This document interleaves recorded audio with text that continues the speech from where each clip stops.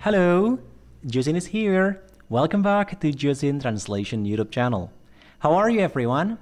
So how are you doing? Is everything good? I hope you are.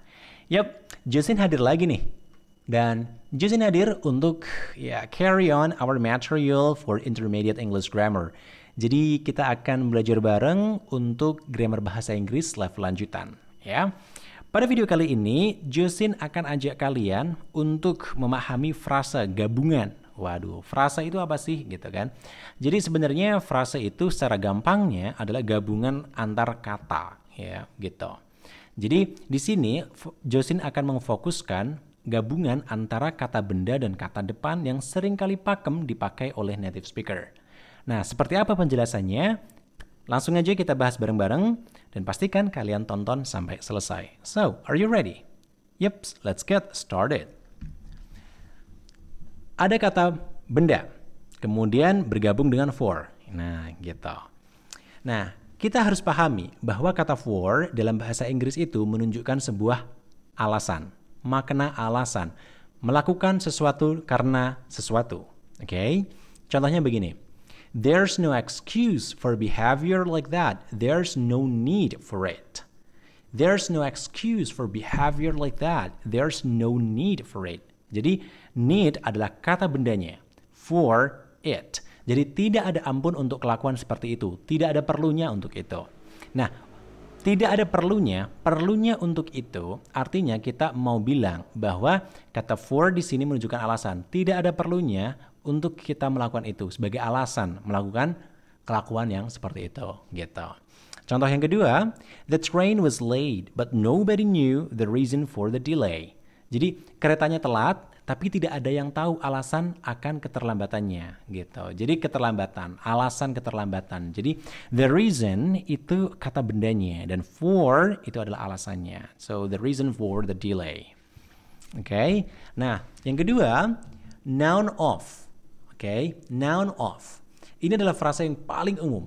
Jadi kata depan of di sini untuk menggabungkan kata benda dengan kata benda lainnya, gitu. Jadi sederhananya apabila kita mau menyebutkan satu kata di mana kata ini secara constitute atau secara konstruksinya ya dibangun oleh dua kata benda gitu misal.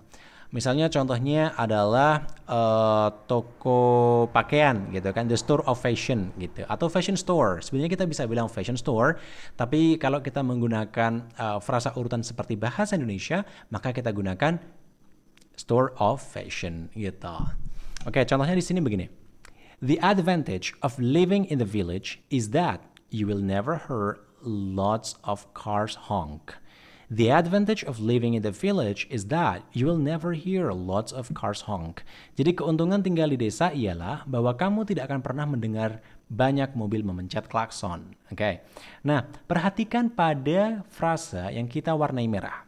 The advantage itu adalah kata benda. Ya, keuntungan. Of living in the village. Jadi living in the village itu merupakan frasa lagi, gitu. Jadi untungnya tinggal di desa. Nah, jadi kita menggabungkan dua frasa nih di sini, gitu. Contoh yang kedua, why do you show me the photographs of your family?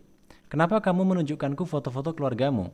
Nah, the photographs of your family artinya menggabungkan dua kata benda. The photographs, kata benda pertama, of your family. Nah, your family ini adalah kata benda kedua. Nah, apabila kita gabungkan dengan of, maka menjadi satu kata benda utuh, yakni foto-foto keluargamu, gitu. Contoh yang ketiga, the cause of traffic jam is that the car operation is not limited. Penyebab macet itu sebab operasional mobil tidak dibatasi. Oke, di sini ada kata the cause yang merupakan kata benda, of ya untuk menggabungkan lagi dengan traffic jam. Jadi alasan atau penyebab dari macet gitu. Oke ya, clear. Ini sering banget dipakai dan semoga ini bisa kalian perhatikan bahwa ketika noun bergabung dengan of atau frasa of ini mereka berada dalam satu kelas kata, yakni kata benda gitu. Kemudian, poin yang ketiga, Josin ingin sebutkan frasa yang lain yakni adalah kata benda dengan kata depan in. Nah, kata depan in di sini biasanya menunjukkan proses. Oke, contohnya begini. There was a big anomaly in the last sales. Ada anomali besar di penjualan terakhir, gitu. A big anomaly. Jadi ada anomali besar. Ini merupakan proses pembeda dari tren-tren sebelumnya, gitu. Contoh yang kedua, there has been an increase in the number of road accidents recently. Jadi akhir-akhir ini ada kenaikan dalam jumlah kecelakaan di jalanan. Jadi an increase adalah kata bendanya kenaikan in the number. Jadi ada kenaikan dalam jumlah gitu. Kemudian do you expect a fall in the product sales? Apakah kamu berharap penurunan dalam penjualan produk? Gitu. Jadi a fall adalah kata bendanya. Oke, ini proses juga di dalam apa? Penjualan produk seperti itu. Kemudian pada poin selanjutnya ada kata benda yang bergabung dengan frasa kata depan to gitu. Jadi kata depan to memiliki konteks apa? Mengarahkan sebuah benda ke benda yang lain. Jadi mengarahkan benda satu ke benda yang lain gitu. Jadi ada movement di situ. Contohnya begini. The accident was my fault. So I had to pay for the damage to the other car. Jadi kecelakaan itu kesalahanku. Jadi aku harus membayar kerusakan pada mobil lainnya. Jadi the damage adalah kata bendanya to the other car. Jadi kerusakan yang dilakukan oleh aku ya terhadap mobil yang lain gitu. Kemudian I was surprised at her reaction to my suggestion. Jadi aku terkejut pada reaksinya atas saranku. Jadi kata bendanya adalah her reaction to my suggestion. Jadi reaksinya kepada apa? Saranku gitu. Kemudian yang terakhir adalah his attitude to his job is very negative. Kelakuannya pada pekerjaannya sangat negatif. Jadi ada dua benda di sini, his attitude number one to his job. Jadi kelakuan terhadap kerjaannya gitu. Oke.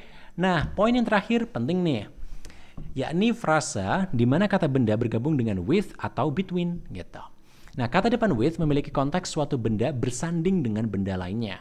Contohnya begini, do you have a good relationship with your neighbor? Apakah kamu punya hubungan yang baik dengan tetanggamu? Gitu.